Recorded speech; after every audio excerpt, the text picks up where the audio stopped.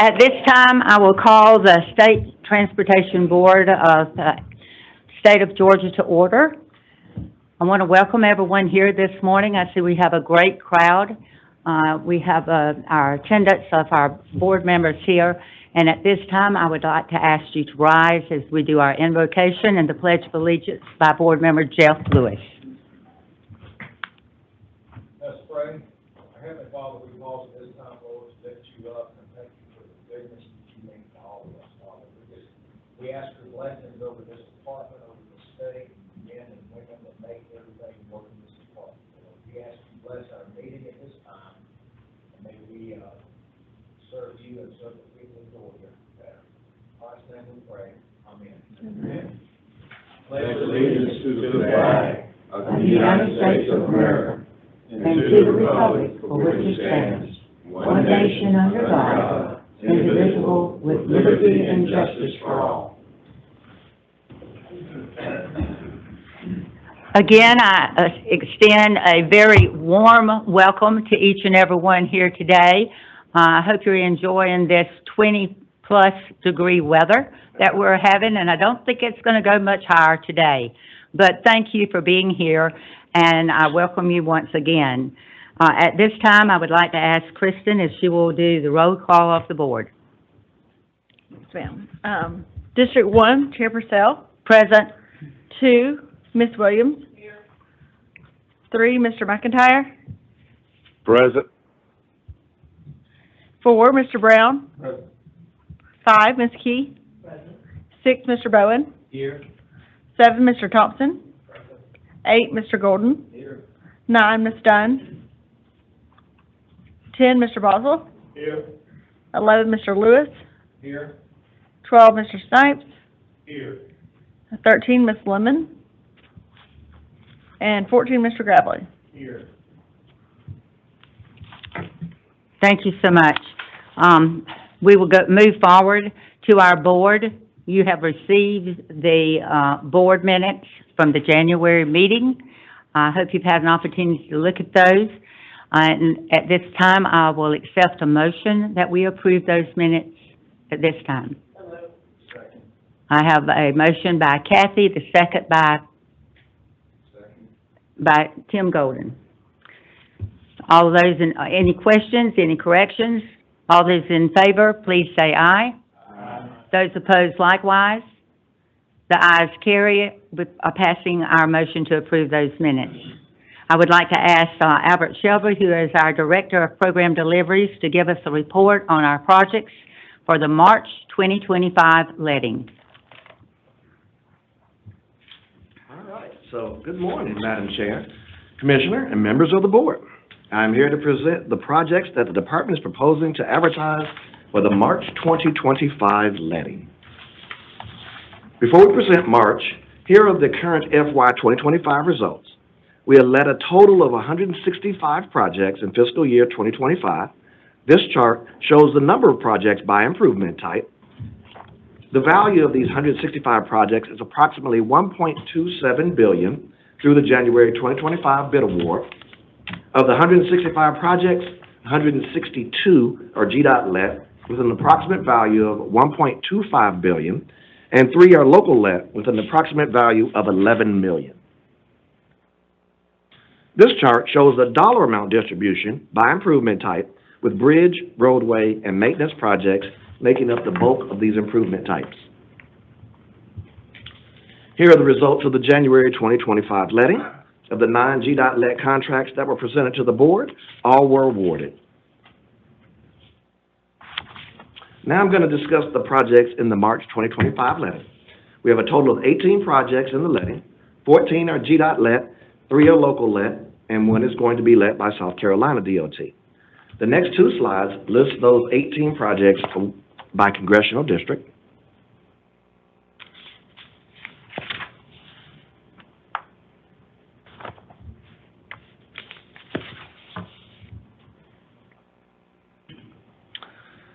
So you can see with this slide, we're letting a variety of projects throughout the state to address maintenance, bridge, capacity, and safety issues. The first highlighted bi-state project between Georgia DOT and South Carolina DOT will replace the existing bridges over the Savannah River. The new bridges are proposed to have 3 lanes in each direction with 12-foot outside shoulders and 24-foot inside shoulders. The replacement will be led again by South Carolina DOT. The existing bridges were constructed in 1976, 49 years ago. And here's a ground view of those bridges to be replaced. This next project will resurface I-75, I-85, which is the downtown connector in Fulton County, from just south of University Avenue to the Brookwood Split for a length of 6.1 miles. The corridor was last resurfaced in 2016, which is 9 years ago. This next safety project is located at the intersection of State Route 9 and Bannister Road in Forsyth County. The intersection is approximately 7 miles south of Dawsonville, Georgia, and approximately 10 miles north of Cumming, Georgia. The proposed project will replace the existing signal, which was installed as an interim measure, with a single-lane roundabout.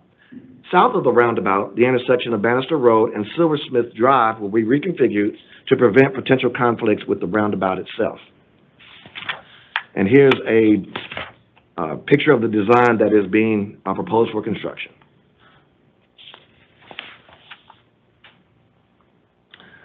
This next project proposes to convert State Route 17 business, which is Ashley Street, as State Route 7 alternate, which is Patterson Street, Smithbriar Drive, and Brookwood Field Road, and State Route 7 business North Valdosta Road at North Oak Street extension intersections into 2 multi-lane roundabouts.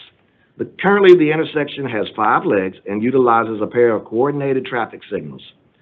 The roundabouts are proposed to be 170 feet in diameter and will be constructed with curb and gutter and sidewalks.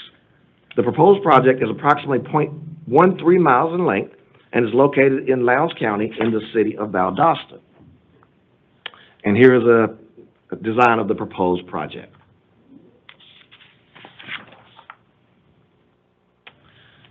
This next fully funded state project consists of a new interchange and new location roadway, Howard Road, along State Route 365. Roundabouts will be added at the intersection of Howard Road and Lanier Tech Drive, and at the Howard Road at YMCA Road. Other improvements consist of right-in, right-out intersections at State Route 365 and YMCA Road, and at State Route 365 and Lanier Tech Drive. Acceleration will also be added along State Route 365 northbound and southbound.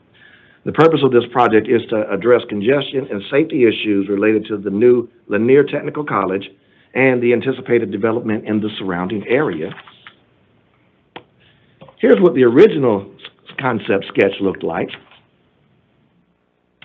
Here's the actual proposed design, proving that a back-of-the-napkin idea can come full circle for implementation. This next project will replace the existing deteriorating bridge on State Route 401, which is Interstate 75, over County Road 179, which is Cedar Creek Road. All of the existing structures will be removed and replaced. Each proposed bridge will consist of 3 12-foot travel lanes, a future 12-foot travel lane, 12-foot inside shoulders, and 6-foot 8-inch outside shoulders in each direction. The out-to-out width of the proposed bridge will be 79 feet 11 inches. The existing bridge was constructed in 1970, 55 years ago. And here is a ground view of that bridge to be replaced. The final highlighted project is a locally delivered federal project that will widen Rock Quarry Road in Henry County, beginning at Eagles Landing Parkway north to State Route 42, which is also State Route 138, for a length of 2.6 miles. The project will widen the roadway from 4 lanes, a 20-foot raised median, urban shoulders, 5-foot sidewalk on one side, and a 10-foot multi-use path on the other. Now Kenneth will talk about the TIA projects.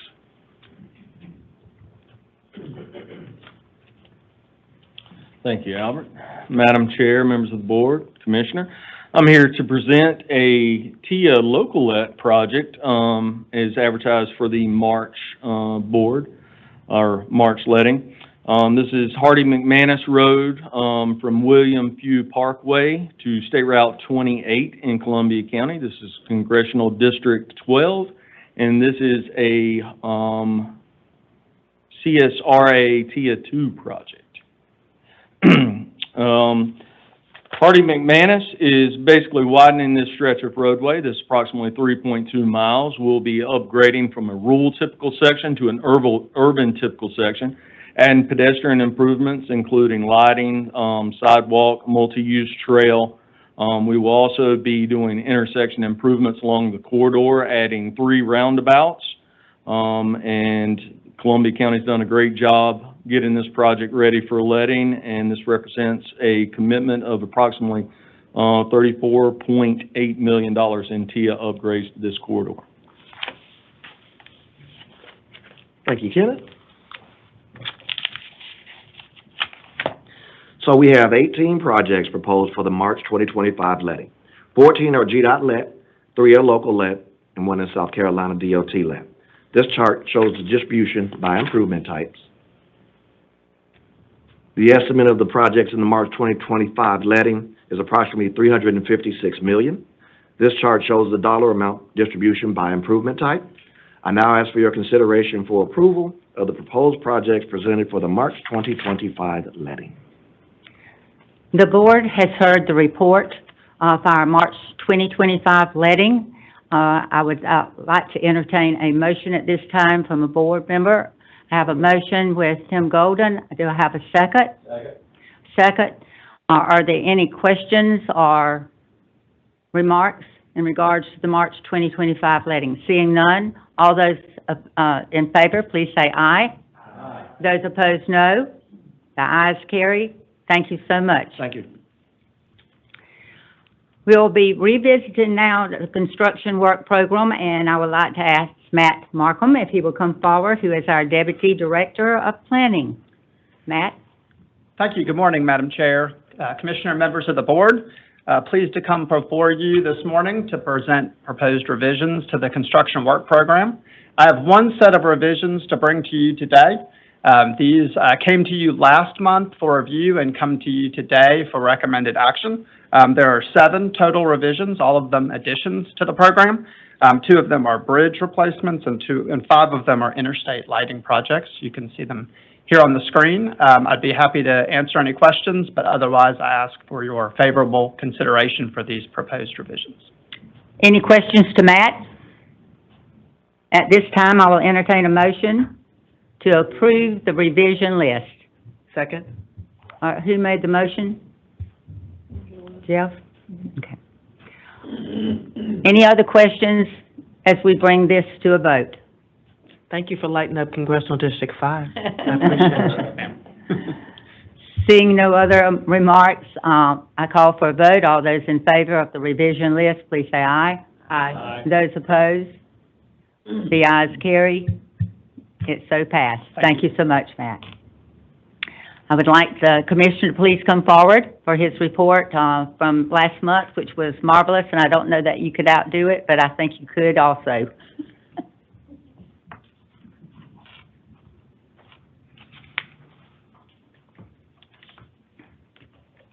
All right. Thank you, Madam Chair. Ladies and gentlemen of the board, it's good to be in front of you again to report out from our last month. As we look at collections, should be from January. I'm sorry about the slide there. Our total collections were $212.69 million in revenue. Excise consisted of $193.59 million and $19.1 million in fees. That brings fiscal year to date to $1.42 billion in collections. The breakdown on that is $1.28 billion is in the form of excise, $146.24 million in transportation fees. And so that is a good, robust month. I'm excited to inform you that again for this month, or for last month, and for January, we had 4,009 full-time employees on board. We hired 45 employees and had 48 employees separate service. So we lost a few overall net, but again, bench strength at a little over 4,000 people is certainly the minimum where we need to be. So that's very encouraging.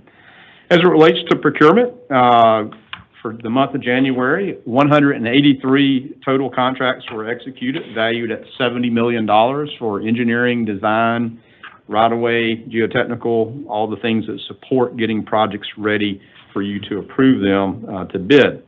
That brings fiscal year 25 to date, year to date, to over 1,320 contracts executed, valued at $670 million.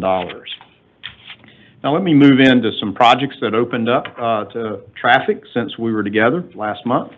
We'll start in Congressional District 2 in Sly County, which is GDOT District 3.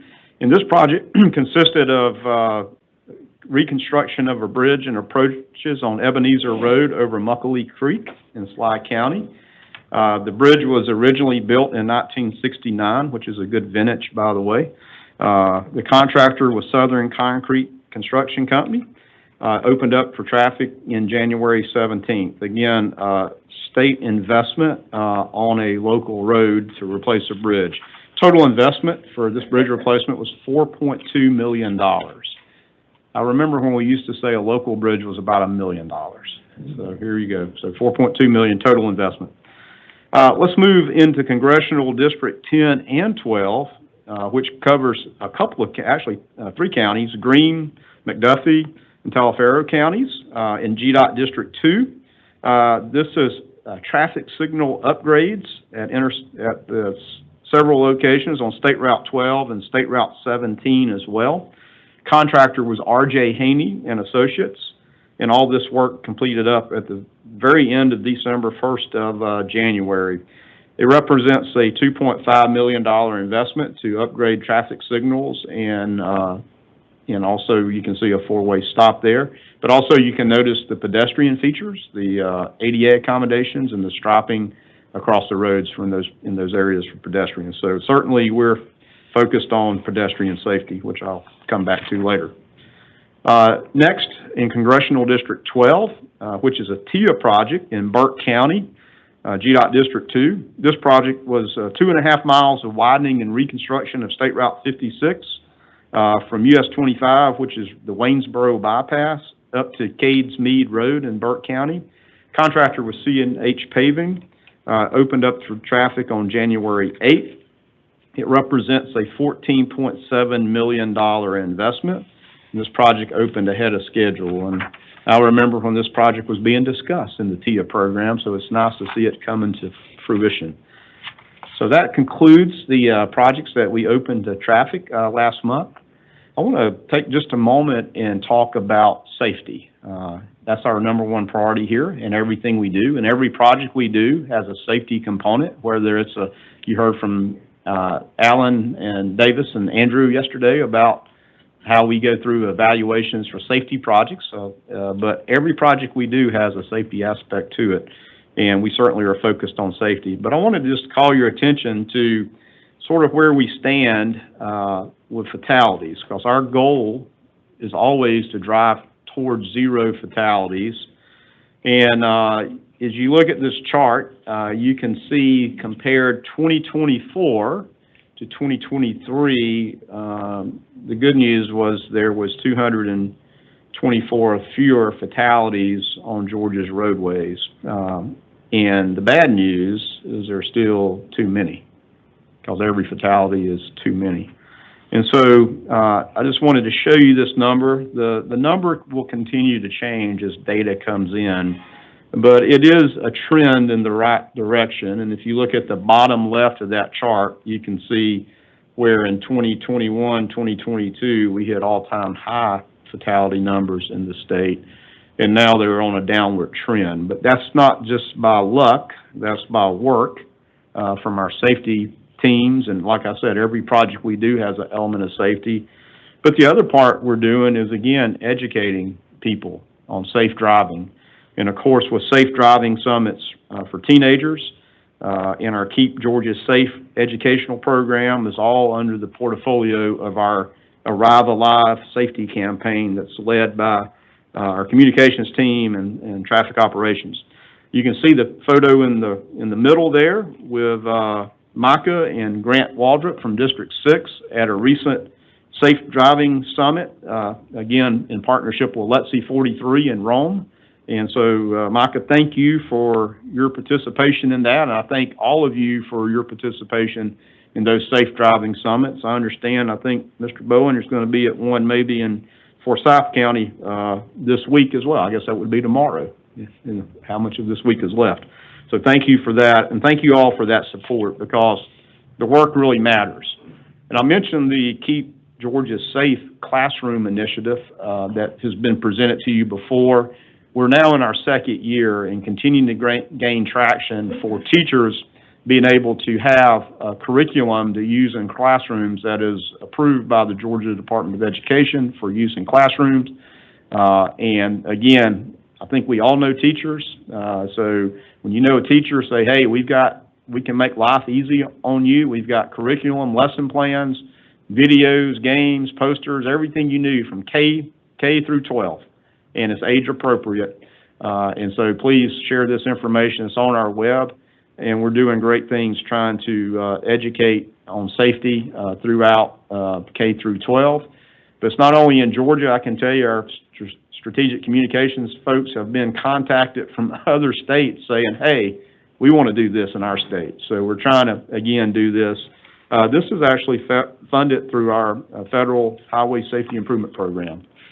So doing non-infrastructure things can have an effect on safety, and it's very important that we try to do that, again, as we drive toward zero deaths.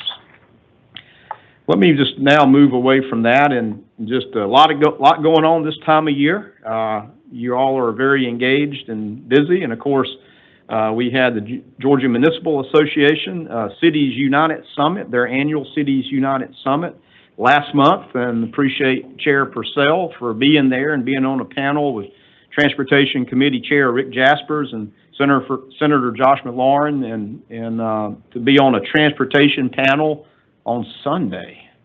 And they had a big crowd on Sunday afternoon. So thank you for being there and sharing that information. There was a lot of, as a presentation, but then a lot of questions as well. Of course, one of the highlights for GMA was, as Angela Whitworth reported in the amended budget yesterday, the $250 million in the Local Roads Administration Program, again this year, of state general funds that go out to cities and counties by formula, just like we do with LMIG, with one exception. There's zero match to cities and counties. So 100% funding for eligible projects that they submit. We will certainly close the door pretty soon on this year's LMIG application process and open the door when the budget passes to do the local roads admin. And like last year, we had 90% of the money out from when the budget was signed to the 1st of July. So we're going to get those dollars out to cities and counties very quickly. As soon as they can reply, we do a quick review and we turn it around very quickly so they can deploy those dollars. And from last year's $250 million, what we saw was most all that money went to resurfacing local streets and county roads. Just like cities and counties, they're not able to do as much because things have gone up. Asphalt resurfacing has gone up about 60%. So they have the same challenges that we're having, where our dollars are not just going quite as far as they used to. But again, tremendous support from the governor. Can't thank him enough for recognizing those state general funds into the budget, and then what a benefit this is for cities and counties. But thank you, Chair, for being there on a Sunday afternoon. You drew a big crowd, as I understand. So Yeah, thank you. big group. All right, let's take it up a notch. Here we got the picture of the state capitol, and we'll move up to Washington. Last month was the AASHTO 2025 Washington briefing. And this year's Washington briefing was really focused on a couple things. First and foremost, the IIJA, the Infrastructure Investment and Jobs Act, or Bipartisan Infrastructure Law, it's called the same thing, expires, it lives its 5-year life in September of next year. So that means it's time for Congress to get started on the reauthorization of the Surface Transportation Bill, which brings federal funding to Georgia and to every state, usually over a 5-year period. And so that's very important. So it's very encouraging to see that Congress is actually getting started on this, which is a bipartisan issue. And we heard from leadership from the House T&I Committee, of the Subcommittee on Surface Transportation, Congressman from North Carolina. We heard from the minority side of the T&I side as well. We heard from Senator Capito from West Virginia, who chairs the Senate EPW Committee, as well as Senator Whitehouse is the minority side of EPW. So both House and Senate are talking about reauthorization. It's on their minds. They're getting underway with that, which was very encouraging. And of course, the other part is we have a new administration federally. We've got new players, and you can see the photo there of newly confirmed Secretary of Transportation Sean Duffy, which this was actually his first public speaking appearance other than responding to the tragic airline disaster at Reagan DCA. And so it was the first time for people to hear from him publicly. Some of the things he highlighted was he wanted to build more, wanted to build faster, wanted to build better and more beautifully. That may not be his words, but he was the more beautifully part, but that's something he threw out there. Obviously focused on streamlining and permitting reforms and trying to move projects faster, and certainly was looking for more emphasis in private capital, technology, and innovation. And so I think it is well positioned to be responsive to those things, certainly. So we look forward to working with Secretary Duffy and the team as they build that out. So lots going on there, and when you're in Washington, you've got to go over to Capitol Hill, and as Josh talked about yesterday, there's no telling who you see in Washington, D.C., and there's at least 2 transportation experts in that photo beside me. And so we had a great opportunity to visit with our members on the House T&I Committee, Hank Johnson from the 4th, and certainly Mike Collins. They were both on House T&I, as Josh talked about yesterday, and of course, Congressman Collins is actually chairing one of the environmental committees there on waters, which is very important to Georgia. So glad to have them in those leadership positions, as well as some other Hill visits. Again, we were focusing on tenets of reauthorizations, the thing we like to see. And just while I'm on the Washington note, I'm very privileged and honored to next week testify to the Senate EPW committee on behalf of AASHTO and on behalf of Georgia DOT to talk about the successes of IIJA and the challenges of the IIJA implementation. And so they want to hear from practitioners about, here's the law, but how does it really get deployed? So that will be next Wednesday. So I look forward to that opportunity and very honored and humbled to be called upon to do so.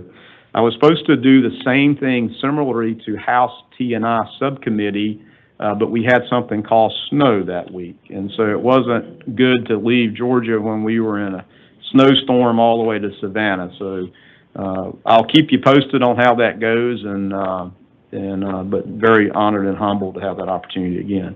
Speaking of snow, I'm sorry to use foul language this morning. And actually, there was a few flakes falling when I came back in the building just a little bit ago. But as you know, we've had snow twice now, January 10th, and then on the 21st was really the big event, which was probably the largest impact geographically that the state has seen in a very long time, at least in my memory, certainly while working at the department. So basically everything from I-85 south got several inches of snow. In fact, though, we had time to get ahead of it, and again, our capabilities and capacities have grown significantly. In fact, we treated 43,000 miles of roadways in Georgia before the event happened. So think about that, 43,000 miles were traversed and treated, not only once, but many locations twice. And I was a little concerned that the downtown connector was so light from the treatment that you couldn't see the lines hardly. So we really made sure the downtown connector wasn't going to freeze, so for good reason. But of course, as you know, the temperature has plummeted. It stayed very cold. Tremendous amount of work. To give you a little bit of the impact, from January, we applied 3.1 million gallons of brine as pretreatment, and we spread 26.6 thousand tons of salt. So let me give you some perspective. The amount of brine we sprayed, the 3.1 million gallons, is enough that we could driven around the equator 3 times. All right? And then the 26.6 thousand tons of salt is comparable to the weight of the Titanic when it made its maiden voyage. So to give you some comparison about how much that is. So I can't say enough about the women and men of GDOT for their commitment and dedication to respond in advance and through the storm. And as you know, the last storm caused us to have to shift resources from where we traditionally have snow to where we traditionally don't have snow, especially in Macon, Tifton, to Savannah, and Valdosta. You know, it was uncharacteristic, but our team did an excellent job in being responsive, adjusting on the fly, moving people. And we had crews that left home and didn't come home for a number of days, for a week or so. And they left and deployed to other places, and we continued to have to move people around. And I had no idea that we would have to be working on I-95 for 4 or 5 days to get it passable on all lanes. So just a tremendous, great job there. So very proud of that response. And we don't like that picture on the left. When you see the bridge in Savannah with that much snow on it, something is not good. All right. Let me move along and share some very sad news. I have to report a great friend and a GDOT employee, Albert Welch, who we all call Butch, has worked at GDOT for the past 28 years prior to him passing away just recently. Butch was a retired lieutenant colonel in the United States Army, served 2 tours in Afghanistan as a combat engineer, and did amazing things while he was there. Butch began his career back in an office called Urban Design, which no longer exists, in fact. And I met him when he came into the department and went on a rotation for his rotation for different jobs around the department. And I was in Athens, Georgia, and Butch came and worked construction in Athens one summer. And I knew from the start that he was going to be a stellar employee and good friend, in fact. Through the years, his hard work and dedication made him an invaluable leader on several important major projects that we have, and his many roles that he's played, including Deputy Program Manager for the Northwest Corridor Project and Program Manager for the Transform 285-400 project. He recently was working as Project Manager in the P3 Division, and again, just a tremendous friend to many of us, and a Clemson grad, just a proud guy, humble guy, and just a dear friend. So it's with our condolences, and our heart and prayers still go out to all his friends, his family, and the coworkers here in the department, because he touched many lives for sure. So if you don't mind, can we honor Butch just with a quick moment of silence for his dedication and commitment to GDOT, but also to his country.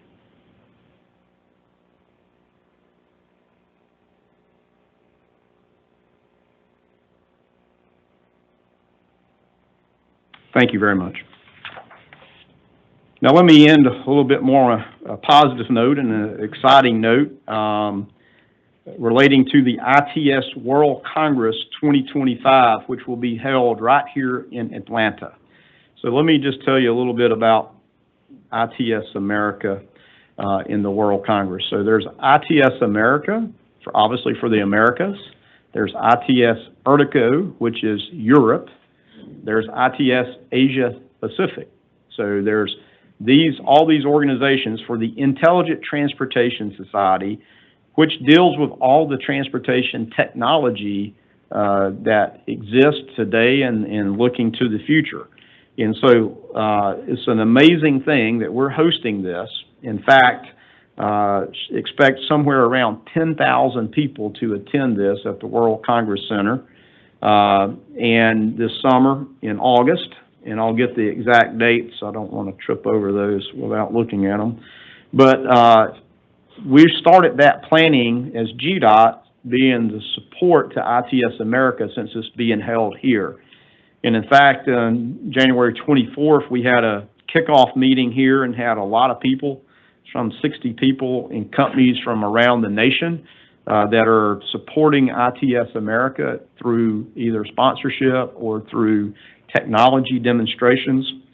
The ITS World Congress will have a huge expo floor with all the amazing technology from around the world, everything you can imagine, from those electric vehicle takeoff and landing, eVTOLs, to autonomous vehicles, to transit, you name it. It's all the technology and gadgets that make transportation more efficient and safe that exist today, and a lot of things that are coming our way in the future. So last year's ITS World Congress was held in Dubai, and if you recall, Georgia DOT and the Atlanta Regional Commission actually won the ITS World Congress Hall of Fame Award for local governments last year due to our work at Georgia DOT and the Atlanta Regional Commission on data and being able to use the data marketplace that we share information together and harness the power of all kind of data sets that are available to do more strategic planning and visioning. And as Janine Miller presented Freight Plan, a lot of that data was used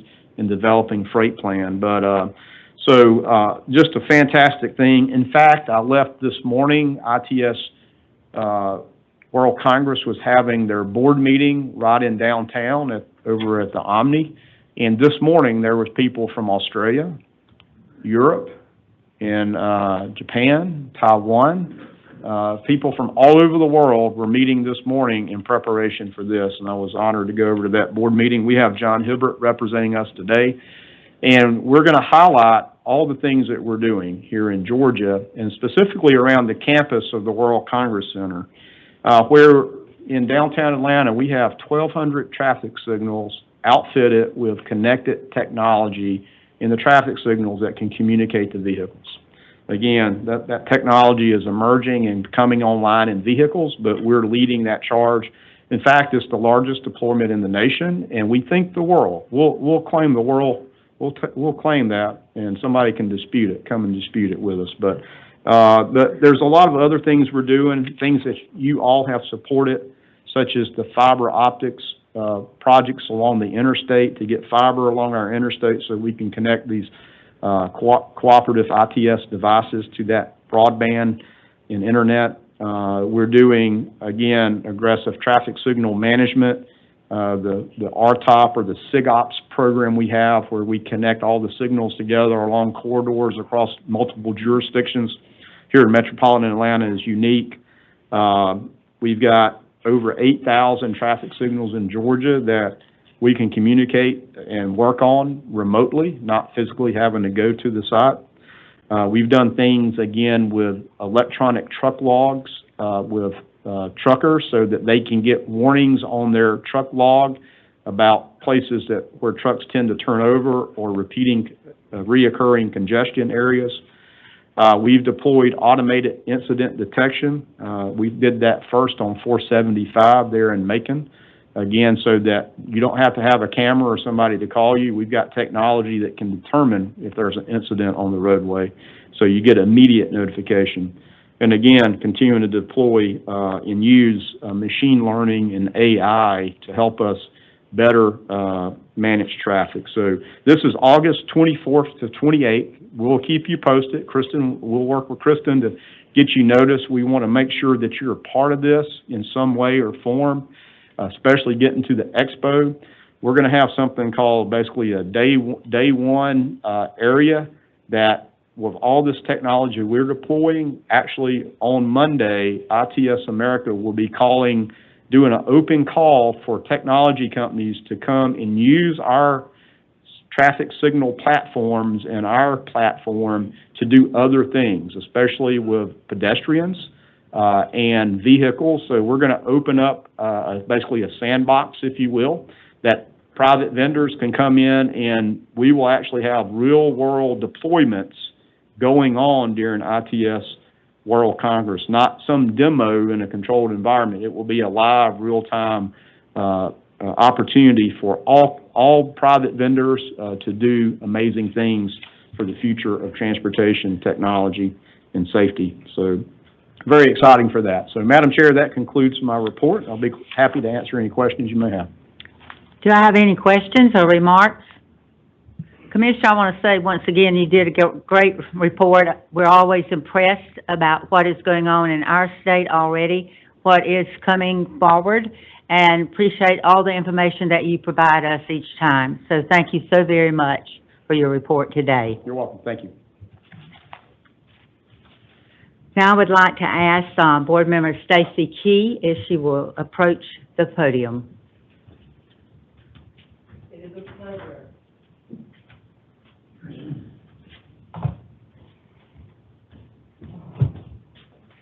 And I will tell you, Madam Chair, as I have the opportunity to look at this resolution from the State Transportation Board, I am honored to have the opportunity to present this to Mr. Young.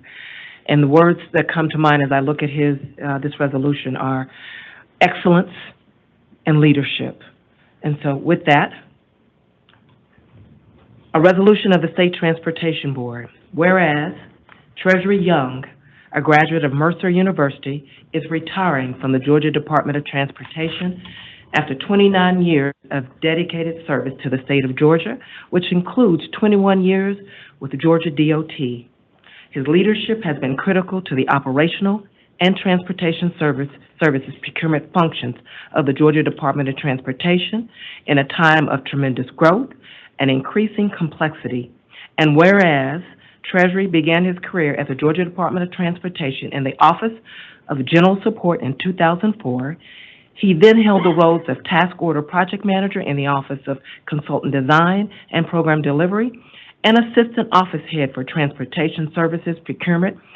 And whereas in 2012, Treasury was promoted to his current role at the Georgia Department of Transportation Chief Procurement Officer, where he is responsible for overseeing all functions associated with operational procurement, engineering and design procurement, and the procurement quality assurance and design sections. In this role, he has led several firsts for the department, including successful solicitations for the Logo Sign Program, Hero Sponsorship, 511 Sponsorship, Crash Data Management, I-95 Comprehensive Maintenance, and ITS Comprehensive Maintenance, among many others. Additionally, he has overseen more than 139,000 purchase orders for operational needs issued at over $5 billion. Let's take a minute and let's just pause. Okay? More than 4,700 solicitations awarded and over 10,500 engineering and design-related contracts executed at more than $5.7 billion. And whereas, and there's more, and whereas, under Treasury's leadership, the Office of Procurement has won numerous awards, including 6 Achievements of Excellence in Procurement, awarded from the National Procurement Institute. This prestigious award is given to public and nonprofit agencies that showcase unwavering dedication to procurement excellence by embracing key attributes such as innovation, professionalism, productivity, leadership, and e-procurement. Additionally, the office won a Commissioner's Merit Award, which honors a Georgia DOT employee or team of employees who have shown consistent, exceptional service, achievement, and high quality of work that resulted in a positive impact on the state's citizens, workforce, and business partners. And whereas, for 13 years, Treasury has been one of the longest-serving co-chairs of the American Council of Engineering Companies, Consultant Relations Committee on the Procurement Subcommittee. He also plays an active role in his community as a member of the Rock Springs Church in Milner, Georgia, and has served in support of the church student ministry for more than 30 years. And therefore, be it resolved that the State Transportation Board of Georgia recognizes Treasurer Young for his exemplary contributions, his loyal service, and for his leadership and unwavering commitment to the citizens of Georgia, the Office of Procurement, and Georgia Department of Transportation. Be it further resolved, a copy of this resolution shall be spread upon the minutes of this meeting, and a suitable copy will be presented to Treasurer Young in honor and recognition of his retirement from the Georgia Department of Transportation after 29 years of service to the state of Georgia. Adopted on this 20th day of February 2025. Mr. Young, please take the mic. Outstanding. Go ahead and take a motion to accept the resolution. Let him speak. Well, after all that, I had to have something important to say, I guess. Leading the Office of Procurement, obviously, has been the greatest honor of my life. Ms. Key, you were at an event that we did with some other procurement professionals not too long ago. So thank you for inviting me to be at that. But, you know, we make a difference in the lives of everybody who lives in and passes through our state. I say that to our team all the time, because there's gravity in that, right? We really make a difference and make the lives better. And so I have so many people to thank that I had to write some things down. Right, first to my Lord and Savior Jesus, because without him none of this would be possible. But then to so many bosses and leaders who have coached me, mentored me, and led me. My dear friend and former boss Bobby Adams, former Commissioner Keith Golden, and Deputy Commissioner Todd Long, who actually hired me into this role. And of course, our current leadership. What an incredible team. Commissioner McMurray, Deputy Commissioner Saxon, our Chief Engineer, Meg Perkle, and our Treasurer, Angela Whitworth. What an incredible team and leaders to lead our department. To our team, I got 3 assistants. And guys, y'all stand so y'all can be recognized. Mary Zyrock, who leads our operational procurement team. Curtis Scott, who leads our engineering and design procurement team. And Miss Maria Rue, who has led our quality assurance and compliance team, and who has last week been named as my successor. So congratulations, Maria, on that. You know, I had a coach in high school told me one time, he said, you don't judge a team by how well they do when the leader's there. You judge them by how well the team does when they leave. And so I can tell you that our team is set up for success. And I have to recognize the others, because so many across the state, and many of them changed their schedules, their normal schedules of the week, to be here today to honor me. So guys, would y'all stand to be recognized? Don't be bashful, come on.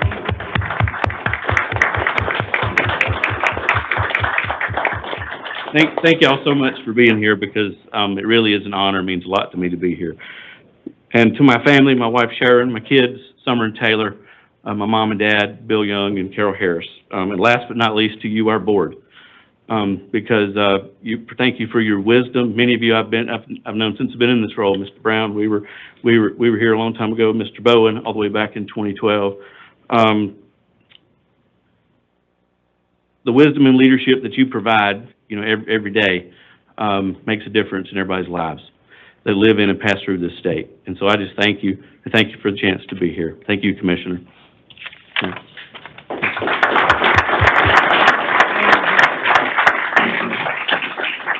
Well, to Treasury, we certainly want to commend him, but first of all, at the end of our statement there, we need to adopt this resolution, so it will be part of the records here at GDOT. So at this time, I will entertain a motion that we adopt this resolution for Treasurer Young as he is going forward in his life, and we thank you for your work. Do I have a motion? So moved by Board Member Brown. Do I have a second? Got a second by Mr. Bowen. We're okay? Now, are there any questions? All those in favor, please say aye. Aye. Those opposed, nay. I'm sorry, you're out of order, Commissioner, but we understand where you're coming from. So disregarding that last comment from the Commissioner, now all those in favor, please say aye. Those opposed likewise, the ayes carry it, and it's officially adopted for you, Treasury, and thank you for your service. I would like, now I ask, Board Member Rudy Bowen if he will come forward as we present another resolution from the board.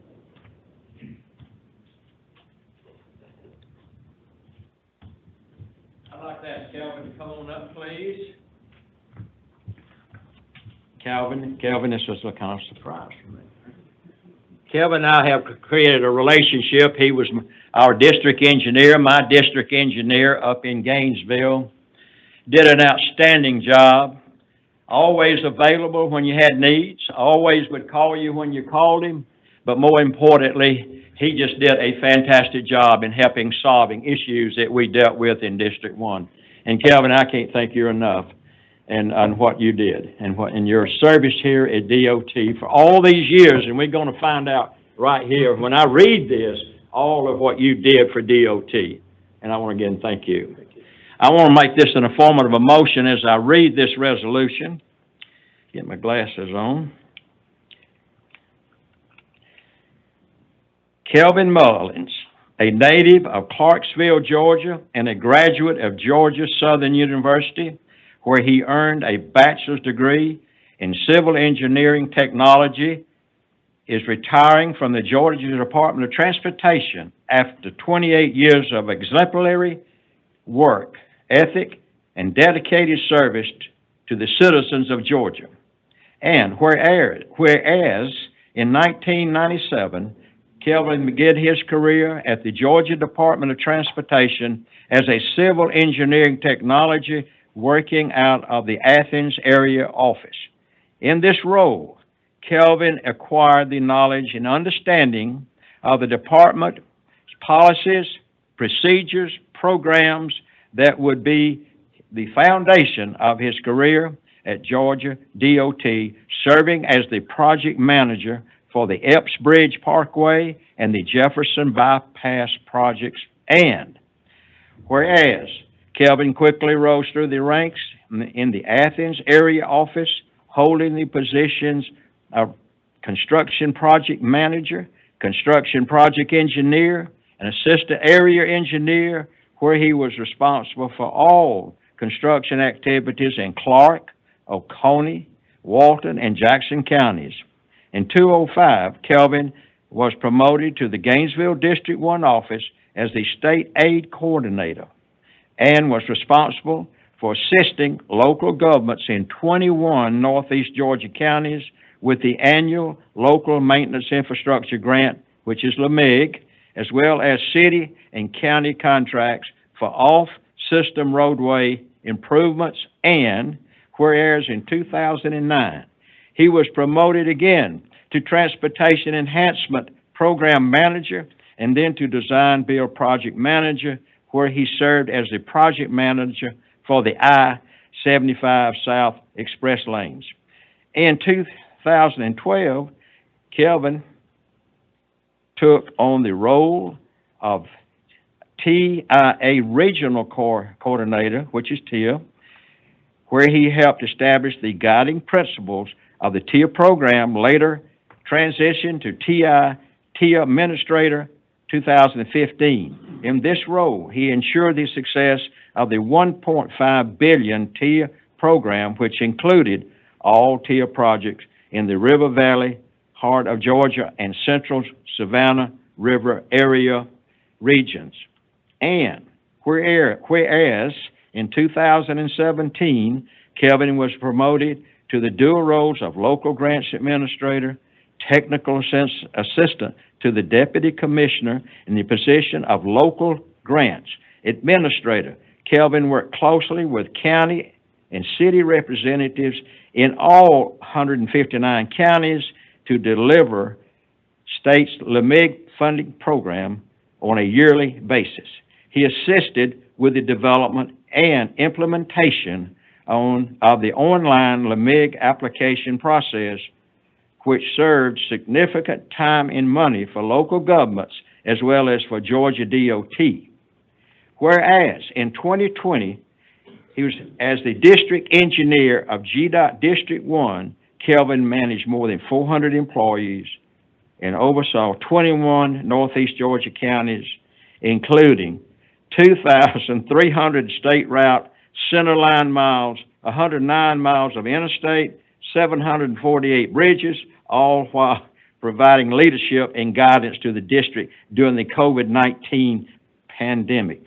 And in 2024, Kelvin transitioned to his most recent role as the department in the P3 division to serve as the P3 post-let administrator. In this role, he worked to close out the Transform 285-400 interchange project, build a construction staff, and updated manuals and guidance for that program. And whereas the Georgia Department of Transportation has greatly benefited from his leadership, expertise, dedication to the department and to the people of Georgia. Therefore, be it resolved that the State Transportation Board recognizes Kelvin Mullins for his exceptional leadership, loyal service, valuable contributions to the advancement of Georgia's transportation network. Be it further resolved that a copy of this resolution shall spread upon the minutes of this meeting, and a suitable copy be presented to Kelvin Mullins in honor and recognition of his retirement from the Georgia Department of Transportation after 28 years of service to the state of Georgia, adopted this 20th day of February 2025. I made this in a motion. I have a motion by Board Member Rudy Bowen. I have a second by Jamie Boswell. Do I have any comments? Can I vote? No, sir. You can vote, but it won't be County Commissioner. Yes, please, Jamie. You know, in addition to being a great asset for the Department of Transportation, which obviously he is and has been, he's the nicest person I've ever met. And I appreciate that. You're correct. I think we all agree. So at this time, I call for a vote. All those in favor, please say aye. Aye. Those opposed, nay. The ayes carry. Congratulations to you. Congratulations. You have the podium.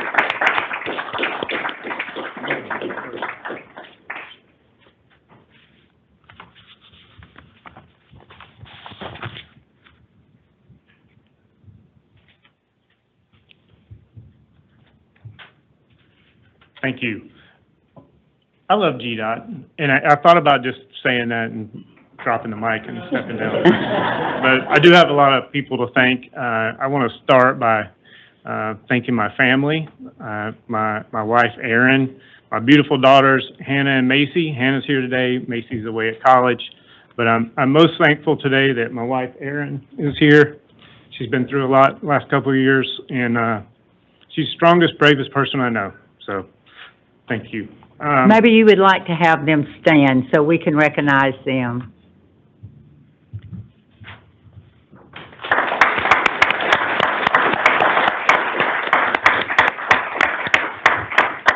Thank you.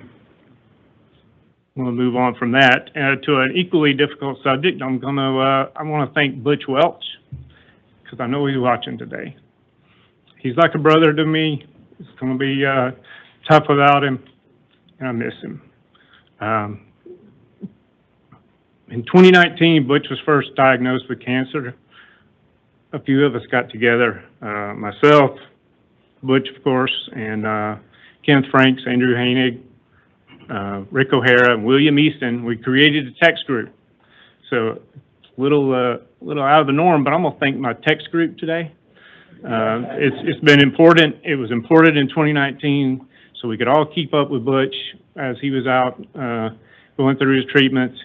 It was great for us, and then COVID hit. We all, so it was good for all of us during COVID, And then as other things happen, it was good for me. When I needed them, they were there. So thanks to my text group, very important to me. It's not the same without Butch.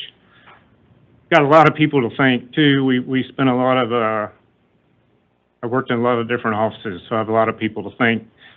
I'm gonna thank the entire District 1 office, because I still believe that they're the best district. Even though I left them there at the end, you know, I didn't forget them. They're the best. And then just through the years, Kathy Zahol, Mike Dover, Brad Saxon, Mark Mastronardi, Paral Patel. Thank you all. I learned something from each of you. Commissioner, you were there on day one when I showed up in Athens, and I couldn't be more fortunate that that's where I started my career. I appreciate all the opportunities and for you believing in me, and, you know, reminding me it's all cake. It wasn't always, but, you know, we got through it. So, but I really appreciate it. Thank you. And to the board, I worked in a lot of different jobs where I got to work with the board members, Ms. Key, Mr. Lewis, you know, Mr. Bowen, Mr. Brown, definitely Ms. Purcell, and then my District 1, Boswell, Mr. Bowen, and Emily Dunn. For sure, I wanted to thank you guys, because we definitely did a lot together, Mr. Golden in some of the TIA years. So I love GDOT. GDOT's been good to me. I'm still going to recruit for GDOT every day, and I thank you.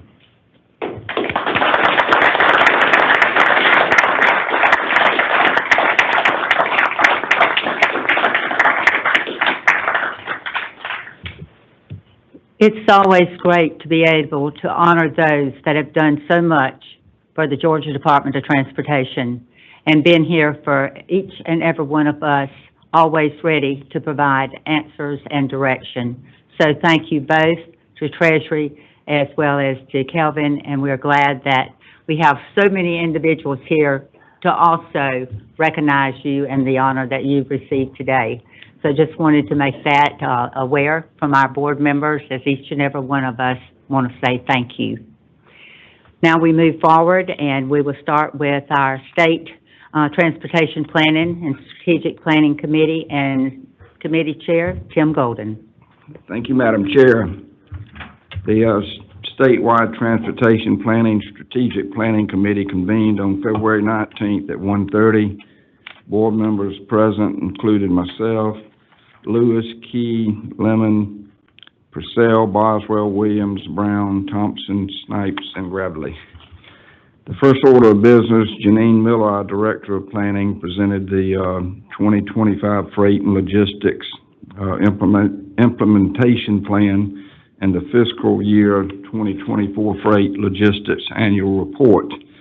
In 2024, HB 617 was passed and signed into law, which requires the Director of Planning to deliver a statewide freight logistics implementation plan in conjunction with GDOT's existing federally required state freight plan. The Director also must submit an annual report on the plan to the House and Senate Transportation Committees by February 15th, detailing freight-related project status and updates from the previous fiscal year. Both the implementation plan and the annual report were submitted to the House and Senate Transportation Committees last week. Director Miller provided an overview of the freight planning in Georgia and presented details on the required elements of both reports. Both those reports are at your desk, and I think you need to read them. It was an outstanding report. The planning director did a very good job presenting it. And with that, there were no actions taken by the committee, and the committee adjourned at 1:49 p.m., and that concludes my report, Madam Chair. Thank you. Now I would like for Committee Chair Stacy Key with the Finance Committee. Thank you, Madam Chair. The Finance Committee convened on February 19th, 2025 at 1:50 p.m. Board members present: Thompson, Boswell, Lewis, Purcell, Williams, Brown, Bowen, Golden, Snipes, Lemon, Gravely, and Key. First order of business. Angela Wentworth, Treasurer, presented the House version of the amended full year 2025 and the Governor's recommendation for the full year 2026 budget. She reported that revenue for the amended full year 2025 budget increased by a total of $1,276,497,806 due to an increase in excise of $244,244,008,339 and an increase of state general funds of $1,032,489,467. The state general funds added $530 million for freight, $250 million for local roads, $200 million for routine maintenance, $37.5 million for transportation infrastructure bank and payments to CERTA, $7.5 million for airport aid, $5 million for rail. This increases the amended 2025 budget to $3,780,331,193. She then presented the full year 2026 budget, which increased by $284,889,754. This reflects an increase of $274,976,802 in excise funds, a $9,656,617 increase in transportation trust fund, $5,592,384 in transit trust fund, and a decrease of $5,336,049 in state general funds. This increases the full year 2026 budget $2,788,730,141. No action were taken in this committee. The committee adjourned at 2:04 p.m. This concludes my report. Thank you. Now we'll have our committee chair, Dan Snipes, with the Legislative Committee. The Legislative Committee convened on February 19th, 2025 at 2:05 p.m. Board members present included myself, Mr. Thompson, Mr. Boswell, Mr. Gravely, Mr. Golden, Ms. Purcell, Ms. Williams, Mr. Brown, Ms. Key, Mr. Bowen, and Mr. Lewis. Our order of business was that Joshua Waller, the Director for Policy and Government Affairs, provided a state and federal legislative update. February 19th was Georgia's 19th legislative day, and Mr. Waller highlighted key transportation legislation currently under consideration by the Georgia House and Georgia Senate. He concluded the presentation noting that the Honorable Sean Duffy was confirmed by a vote of 77-22 in the United States Senate as the 20th Secretary of the United States Department of Transportation. No actions were taken in this committee, and the committee adjourned at 2:17 p.m. That concludes my report. Thank you. Next, we'll hear from our committee chair for the P3 committee, Mr. Rudy Bowen. Thank you, Mr. Chairman. The P3 committee convened on February the 19th, 2025 at 2:18 p.m. Board members present included committee chairman myself, Rudy Bowen, Stacy Key, Jeff Lewis, Dan Snipes, Jamie Boswell, Ann Purcell, Kathy Williams, Robert Brown, Kurt Thompson, Tim Golden, and Michael Gravely. Haral Patel, first order of business, Haral Patel, P3 Division Director, gave an update on I-285 express lanes, including a historic memorandum of understanding between CERTA, GDOT, MARTA, Atlanta, ATL, and 4 metro counties, Gwinnett, Fulton, Cobb, and DeKalb. For multimodal approach, Ms. Patel also provided an overview of the procurement process and a short list of the proposals of the I-285 Express Lane project. Next, the department will send a draft request for proposal to the shortlisted proposals by the end of March 2025. No actions were taken in this committee. The committee adjourned at 2:28. This concludes my report, Ms. Chairman. Thank you, Mr. Bowen. We have now our committee chair, Kathy Williams, with Property Utilities Committee. Thank you, Madam Chair. The Property Utilization Committee convened on February 19th, 2025 at 2:29 p.m. Board members present included myself, Snipes, Key, Boswell, Purcell, Brown, Thompson, Golden, Lewis, and Gravely. First order of business, Meg Perkle, Chief Engineer, introduced Greta DeMayo, Executive Director of the PATH Foundation, to give an update on the foundation. The PATH Foundation began in 1991 and has master planned multi-use trail systems for over 30 communities. It has built 327 miles of bike and pedestrian facilities in the Southeast and raised $100 million in private funds to match the $455 million in public and other funds. There was no action taken during this committee. Committee adjourned at 2:53 p.m. Madam Chair, that concludes my report. Thank you. The next committee is our Board Committee of the Whole. The Committee of the Whole convened on February the 19th at 2:54 p.m. Our board members present included Chairman myself, Jamie Boswell, Kathy Williams, Robert Brown, Stacy Key, Kurt Thompson, Tim Golden, Jeff Lewis, Dan Snipes, and Micah Grodley.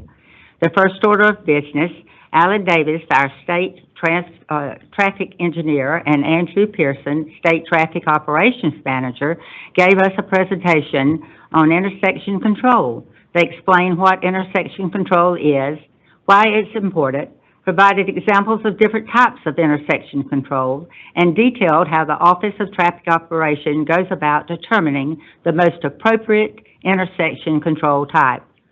Our second order of business, Lee Ann Trainer, our Assistant Division Director, the Divisions of Intermodal, provided an update on the proposed amendments to Rule Chapter 672-12, Grant Programs, and Aviation Rule 672-9-3, our airport licensing, which concludes the minimum standards as presented at the December 2024 board meeting. The purpose of the amendments is to update language in the rules to reflect the current program operations. No comments were received during the public comment period that concluded on January the 13th, 2025. Committee action, I asked for a motion to approve the proposed amendments to the Rule Chapter 672-12 Grant Programs and the Aviation 672-9-3 Airport Licensing Minimum Standards. Kathy Williams made a motion, second by Micah Gravely, and unanimously approved. The committee adjourned at 3:18 p.m., and this concludes our report. So at this time, I ask for a motion from our full board to approve the proposed amendments to Rule Chapter 672-12, Grant Programs and Aviation Rules 672-9-3, Airport Licensing, the minimum standards, and each of us again had a copy delivered to us for this board meeting, and it was delivered yesterday. So at this time, I will enter from our board. Jamie Boswell moves, second. Jeff Lewis. Is there any discussion to these amendments? Seeing none, I call for our vote. All in favor, please say aye. Aye. Those opposed, nay. Seeing that the ayes carry, then we will have our amended rules so move forward. Thank you so very much. I wanted to also say that we've had a very busy time during the months of January and February throughout our state of Georgia. I want to commend our staff from our leadership executive team, Commissioner McMurray. We certainly appreciate everything that you have driven along with the support of all of our team. I want to say many thanks to all the other employees involved. That is over 4,000. Again, I want to repeat that statement, 4,000 now employees that we have. But it takes the whole state of Georgia to take care of each and every one of us. And I think we never need to forget that because they're very dedicated to what Georgians need. And it certainly has shown through the disaster areas that we have had that's been very devastating to some and various parts of our state. I also, changing the subject matter just a little bit, want to recognize a gentleman that just recently received a very prestigious award, and that's our commissioner. And that award came from the Georgia Municipal Association at the summit meeting that was held just recently. He knew he was getting an award, but I certainly didn't realize that it was the award that is a very prestigious award for his leadership throughout the state and for his leadership through the cities and our municipalities. And that award was granted to him and for his dedication and what he provides for each and every one of us throughout the state to enhance our transportation. So that award that he received was very significant to us as we recognize him as he goes forward. But this award is only given a few times through the whole cycle of the Georgia municipality being in service. And that award that recognized him was the State Government Service Award that some time is given and sometimes not. But this year, we had our commissioner recognized for his contribution and dedication to the state of Georgia. So would you please help me give him a hand and this department a hand?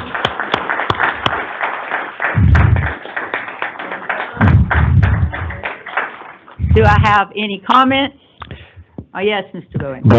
He deserves it. Great job. Congratulations. That's exciting. Any other comments? Yes. Congratulations, and we've got the best commissioner in the country. What are we waiting for? And we want to toot the horns for the state of Georgia and let them know that transportation is on the move, safety being a priority, and that was certainly demonstrated today in our commissioner's report with the dedication that this department has to the full state of Georgia, but yet others reach in and want us to share what we have here in the state of Georgia. So thank you again, Commissioner. Yes, please. Thank you for that acknowledgement, but I want to make sure everybody understands I accepted that on behalf of the women and men of GDOT. You just heard Kelvin Mullins dealing with LMIG and across the state, and it's a team of people, so that was accepted on behalf of the women and men of GDOT. I assure you I didn't do a thing, so thank you. And we always know that, and he's very gracious, but he does not like to be recognized. And, you know, it's always very exciting to have members of our whole body from the Department of Transportation to be recognized. And we always want to salute them. And Commissioner, I know that you do that in your commissioner's report, so we as a board know and the rest of the public knows. But also, he's a gentleman that doesn't want to pat himself on the back, but we as a board can pat him on the back for members of the state of Georgia and for the others in GDOT. So thank you so very much. I want to also invite you back next month for our March meeting. And I also want to say it's going to be St. Patrick's Day down in the Savannah region, up in the Atlanta area. And I want to wish you a very happy and safe St. Patrick's Day celebration, because that will be before our next board meeting. But be safe, take care, have patience, and pay attention. This meeting stands adjourned. Well, this meeting is not adjourned. Okay. I want to recognize badge number 495. I've been on this board now over 18 years or sometime, and I had the opportunity 2 weeks ago to have Hero help me off the side of the road. And it was and I'm gonna tell you, they did a fantastic job. They didn't let me get out of the car. They made me sit where I was, and they took care of everything. And I tell you, when you're on the side of 400 right there at Haynes Bridge Road, and it's 4 o'clock in the afternoon, hey, just the wind that it creates of all the traffic, you're scared to even move. But it's a funny feeling. What's going to happen? But I have to say, Hero was there, and they did a fantastic job. I cannot tell them enough. We're thankful for their service. Mr. Bowen, thank you so very much for us reopening this meeting, because that was a well-deserved information that needs to be out to our Hero units and all of those. A prime example of what we have said during this meeting. We're thankful for all 4,000 plus members of our GDOT team. Prime example, and thank you for bringing that to our attention. With that, any other comments? Officially, this meeting is adjourned.